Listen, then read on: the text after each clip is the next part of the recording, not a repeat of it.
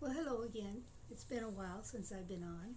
I've been having a little trouble with my blood pressure, uh, mostly for the last week. I've been either laying down or sitting in a chair all the time because I have a little trouble getting around. Um, this morning, my blood pressure was 70 over 38, and my pulse was 80, which is a little low and makes it a little hard to stand up. The autonomic dysfunction is the reason for that. I also have orthostatic hypotension, which doesn't help. And according to the doctors, those are all side effects that come along with being diabetic for 68 years.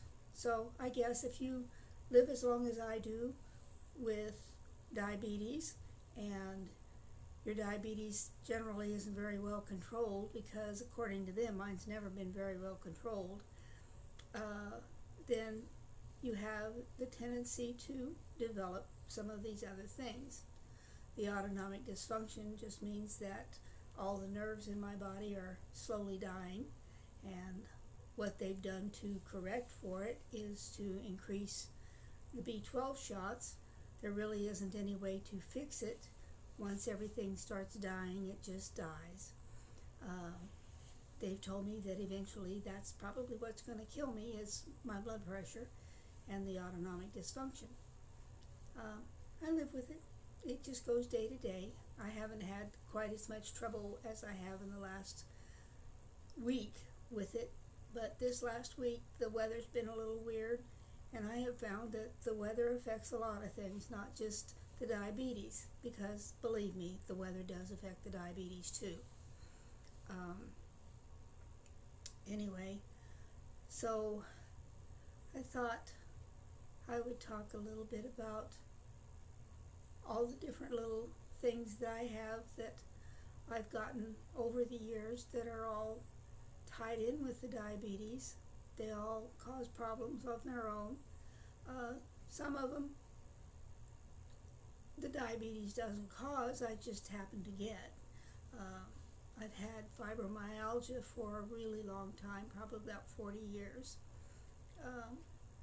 It causes, and it's so funny because when I was an acupuncturist, I still am, by the way. Just because I got old, I didn't forget where to put the needles. Anyway, when I was learning to be an acupuncturist back in 1976, the Chinese doctor I was learning from, who was doing the classes, told me that I had fibromyalgia, and that he could tell because of all the little nodules I had around the edges of my shoulder blades and across the top of my shoulders. And I know that all those little spots hurt. And by the way, you had to try the acupuncture before you could do it, because he wanted you to know what it was like. So if someone asked you, you could tell them. It really doesn't hurt unless you actually get a needle directly into a nerve, and believe me, that'll hurt for just a second, and then it quits. I find acupuncture works quite well with a lot of things. I've been doing it since 1976. I still do it. I've been doing acupuncture on my own knee because I broke it. Actually, I've broken both of my knees, and I use the acupuncture to relieve the pain. And it works better than any of the medicines I've come across. Anyway, that on beside, I have lupus, which I have. I've had it since I've had the diabetes. I guess they went hand in glove together because I had both of them at the beginning.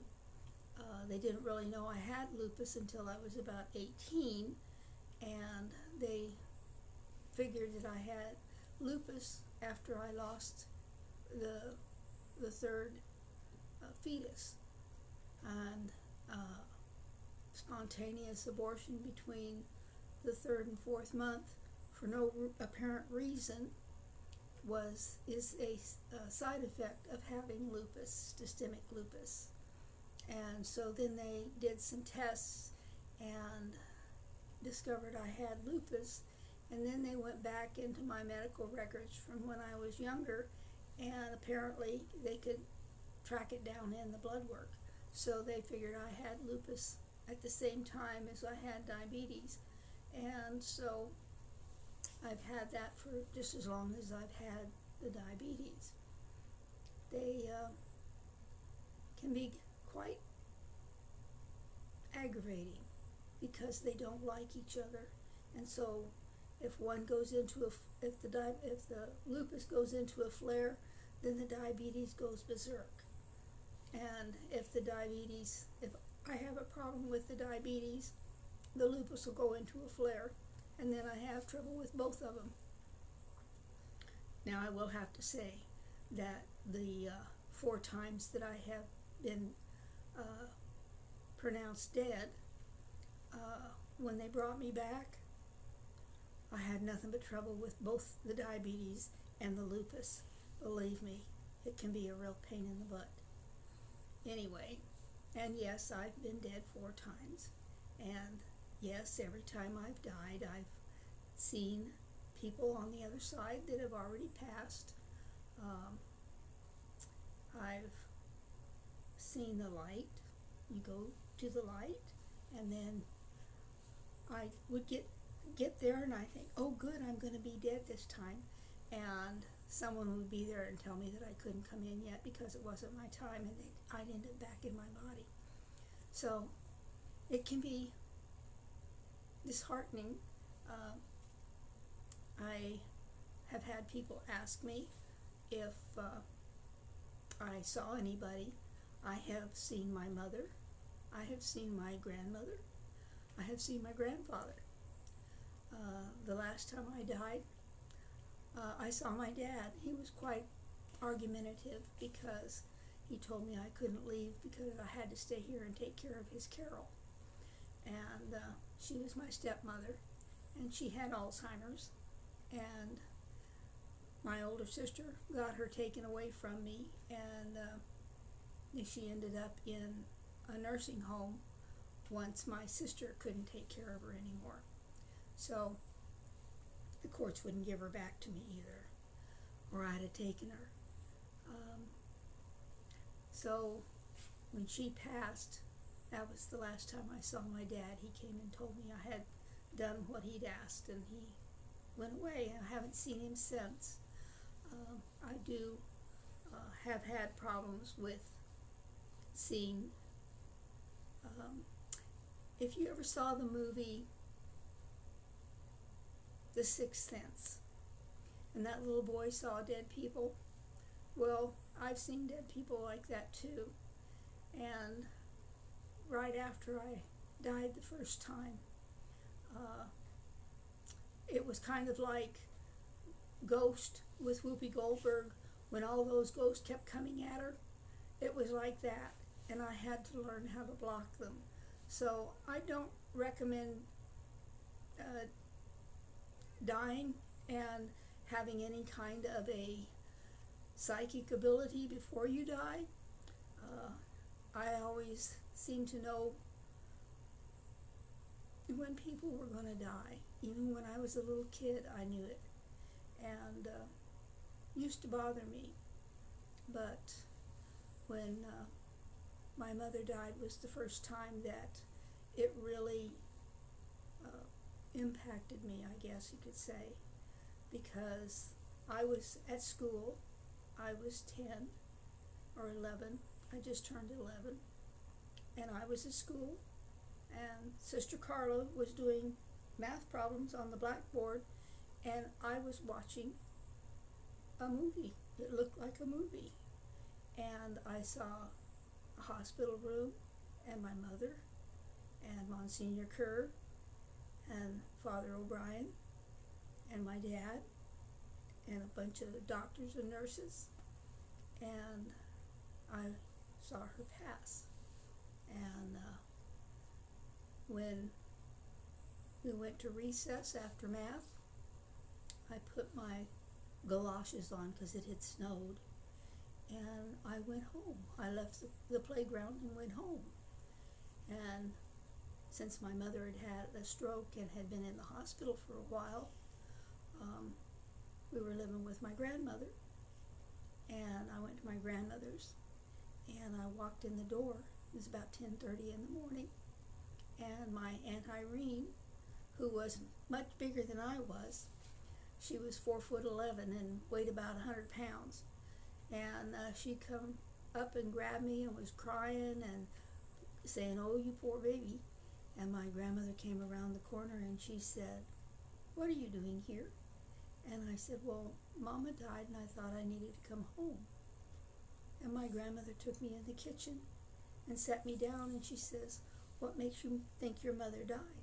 And I told her about the movie I saw and the people I saw in the room.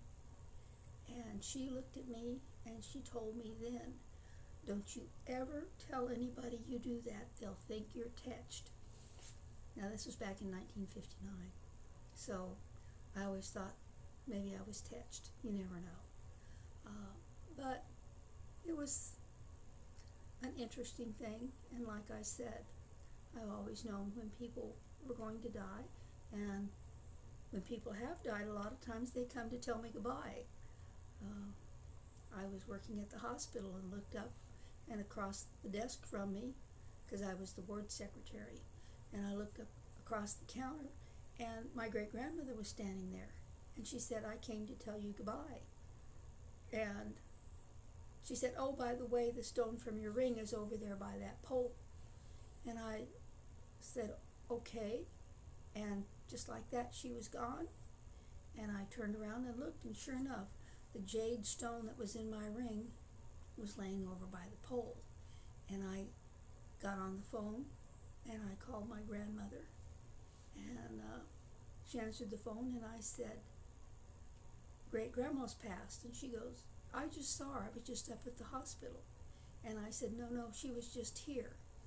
And my grandmother says, "Where are you?" And I gave her my phone number, and she said, "I'll call you back." She called me back 10 minutes later and said that in the 10 minutes it took her to get home from the hospital, that my great-grandmother had passed. And so, it is what it is. I've always seemed to know when that's going to happen. I did the same thing with my grandmother. She came in the middle of the night, pinched my toes, and when I opened my eyes, she was standing at the bottom of the bed, and she says, "I came to tell you goodbye." And I said, "Okay." And then she was gone. And my husband said, "Who are you talking to?" And I said, "I was telling Grandma goodbye." And he pulled the pillow over his head and went back to sleep, because he knew I did that, because I did it with his dad, and I did it with several other people too. But it just seems to be people that I have to know and like that goes on. But every time I die, it gets stronger. I see more people. I can see people who are standing behind people. I don't do it all the time, but sometimes the people, the guardian angels I call them, that are around people, can be quite strong, and you can see them, and they help people. They really do. They keep an eye on you. And just so you know, they do keep an eye on you, and they do help you. And it's not the same people all the time. I've noticed that there's some people that I know that I see various people that come and go with them. So you don't always have exact same guardian angel. They can be different people in your family that have passed, or even a really good friend that has passed. I've come across that several times, where I'll see somebody behind someone, and they've asked me specifically, and I'll say, "Well, this is what they look like, and I don't think they're related to you." And they go, "Oh, they're not, they're my friend." So, okay, well, they're keeping an eye on you. And I don't know. I guess it's just something that I acquired. It got stronger after I died. Um, I know that when I had my first baby, I knew the baby was gone before the doctors did because I had woke up and my mother was sitting in the chair next to the bed and she had a baby and she says, "Don't worry about him, I'll take care of him." And then she was gone, and after that they never found a heartbeat for my son. And when he was born, he was stillborn. My mother was there when I had my daughter, and she said, "Don't worry about her. When she gets here, I'll take care of her." And she lived for a couple of hours after she was born, and then she passed. And I never worried about my kids because I knew my mother had taken care of them. So, just so you know, if it makes you feel better, uh, when you pass, people come to get you. You don't go to the other side by yourself. There's always someone that's going to help you go to the other side. Just, you know, just so you know, nothing is ever as hard as you think it's going to be, and you never should be afraid when you're getting ready to die. You should not be afraid of it because, like I said, there'll be people there to help you. When my mother-in-law died, the room was so full of people. She had lots and lots of relatives and that had passed on, and the temperature in the room dropped, and it was cold in that room. And my sister-in-law, who doesn't believe in that kind of stuff, complained to the hospital that that room was a deep freeze, and so they moved her to another room because they couldn't seem to get it to warm up. So they moved her to another room, and as soon as they moved her to the other room, that room got cold too. So then she kind of believed me a little bit. But the room was full of people that had passed on, and they had come to help Betty to the other side. So you just never know if you have lots of relatives or if you have lots of friends, because there were friends of hers there too. So everybody comes to help you to the other side. So I always figured she was a good person because there was a lot of people there. So at that, I guess I've gotten off topic now, so maybe I'll just close for now. I'll talk to you later.